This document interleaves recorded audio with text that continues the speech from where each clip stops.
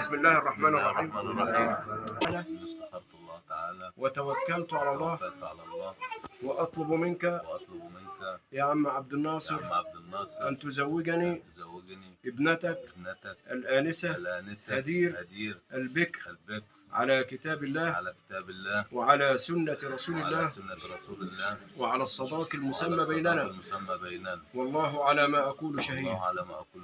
بسم الله الرحمن الرحيم. بسم الله الرحمن الرحيم. وإني استخرت الله تعالى وتوكلت على الله وزوجتك ابنتي الآنسة هدير على كتاب الله وعلى سنة رسول الله وعلى الصداق المسمى بيننا، والله على ما أقول شهيد. قبلت منك زواجها لنفسي لا لغيري على كتاب الله وعلى سنة رسول الله.